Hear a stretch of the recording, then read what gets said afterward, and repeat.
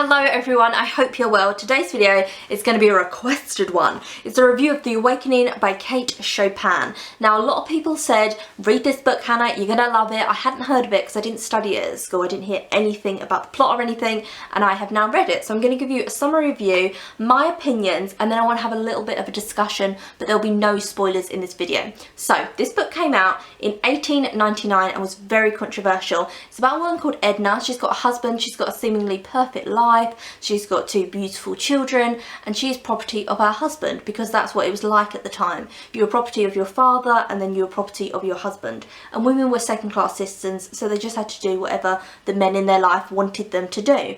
So everything is seemingly perfect in her world and people looking into it.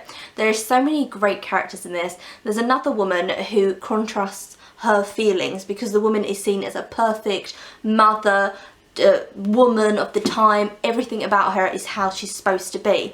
And then there's Edna. And Edna is kind of having this awakening and realising that she wants to do her own things. She doesn't want to be property of a man anymore. She wants to decide what she wants to do within life.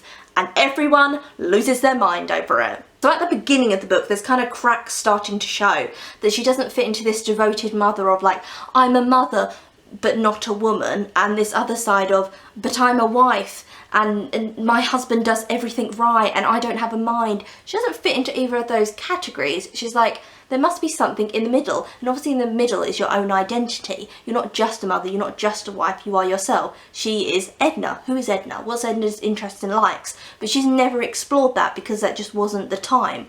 And so she's starting to explore who she is and find out what she likes. There's someone called Robert, who they go on long walks, but I don't want to say too much about that.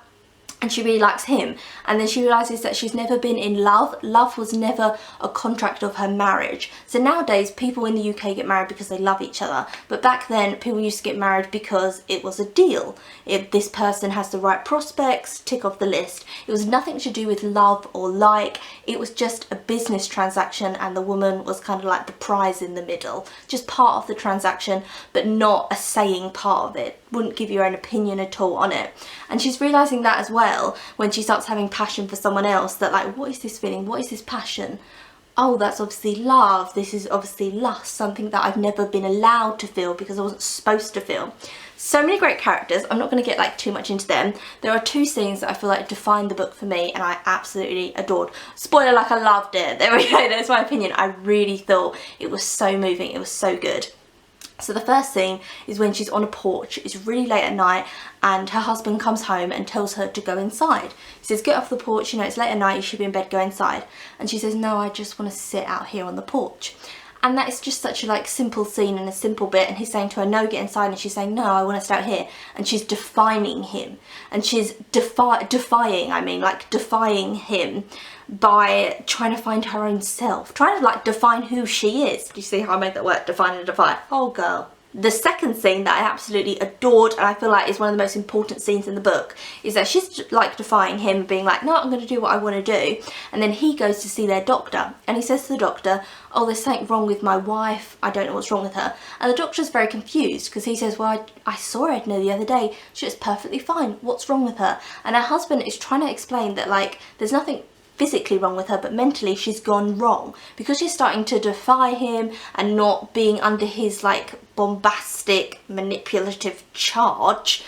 She's having her own mind. He's seeing that as an illness and that's something that is wrong. I felt that was such a good scene, and that also just put into perspective how she is property. She's not a human being, so he's not talking about her as if like, oh, I'm worried about her, like, is she feeling okay? Is she sad within her? What's wrong with her? He's like, my property that I agreed to marry is faulty. I've been sold faulty goods. Give me something so that I can fix my... It's almost like talking like a car. Like, diagnose a problem with my car. But it's a woman, it's a human being. And it's that thing of like human being and property.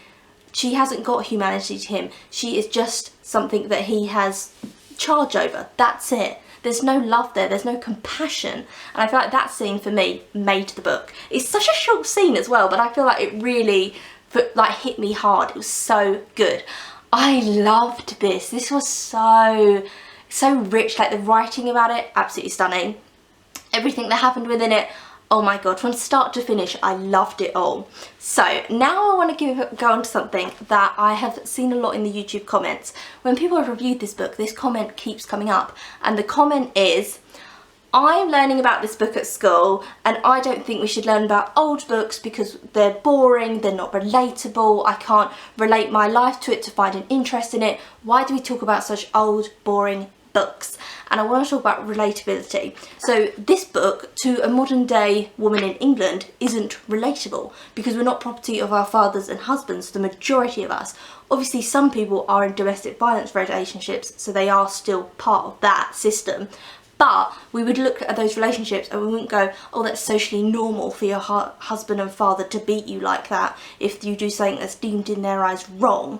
We would look at that and go, let's call the police, let's get someone involved, that is horrendous, let's try and help that woman.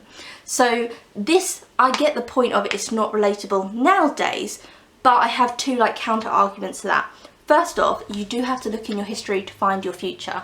So I think this is really good that this is taught at school and this is given to teenagers, because when you're a teenager, you're finding out who you are. Although you never really find out who you are, in my opinion. I feel like your whole life you are changing, but you're finding out who you are as a teenager and you're experimenting with different things and different ideas. And you're gonna, soon, in a few years, get free range of the world. You know, you'll be moving away from home.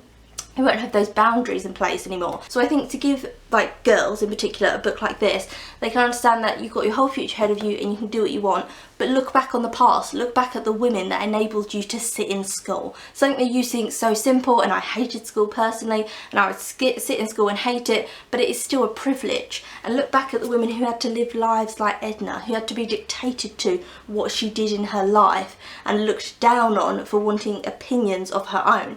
Look at those women, how they are treated like scum, like second class citizen, horrendousness that they went through, and just be lucky that you're not going through that. And also it helps you understand the world a bit more. So you might look at politics, for example, and say, why in the UK have we only had 2 female prime ministers? Is it A, because women just aren't interested in politics, the majority of them? Is it B, because men are just smarter than women? It's not either. It's because women didn't used to be able to be in politics. That's why. And so I think looking back historically, it does help you understand the future, because you could just look at it and be ignorant and say, you know, men are smarter than women, that's why it's been. Or you can look at it and go, women weren't allowed to be in that position. It's taken us longer to work up, so there's going to be less of us in those political positions of power, because there's generations of men, especially in the UK, that someone's ancestor will be an MP and then their dad will be an MP and then their son will be an MP. It kind of gets passed down in certain families. So they've had that whole long heritage and history, and women just haven't. That's why there's only been 2 of them. Another point is that if you learn something at school, if you're being forced to read something, you're probably not going to enjoy it. So I think people need to put that into the perspective of it as well, as that you are being forced to read it. So maybe put that into, I hate school, I hate this book. Oh wait, if I disconnect the 2 and read this book without school, you might enjoy it a little bit more. If you're reading this along in class, what I would say is take a weekend and read it yourself. Don't read it along in class, because I used to hate that, didn't you? When the teacher was like, right, Hannah, read a page, and you had to be like, and she complained, and then someone else, and it's all disjointed because it's all being read in different people's tone of voice and different paces, and you can't get the real flow of the book. So read it by yourself after school, and maybe you'll enjoy it a little bit more. But I got so much to say. 2, in the West we have this really blinkered idea of the rest of the world. So we think about this book and this attitude isn't seen as normal in our world and in our society. But there are many countries around the world where women are the property of men, and that is completely in their laws, in their politics, in their policing, in their whole culture. That is normal. This book is still seen as controversial and really modern in some countries around the world, where the idea of women being property has not been seen as something you look down on, has not been seen as something that you call the police on. It's something that is socially acceptable and the right thing to do in those societies. So it does still have a place to play in the world. You know, it's still important in the world. It might not be in England and America, but there's a big old world out there, and there's many different countries and many different laws and cultures. So maybe look into that to understand it a little bit more. I just really like this book and I want everyone to like it. Can you tell I'm like trying so hard to be like, read it, love it. But if you read this, let me know. If you've already read it, then we can chat about it. No spoilers in the comment section. And if you're going to read this book, don't be spoiled. Do not find out what happens at the end. Don't find out any of that. Really go on like a journey with this book because it is so good. I want everyone to read it and love it.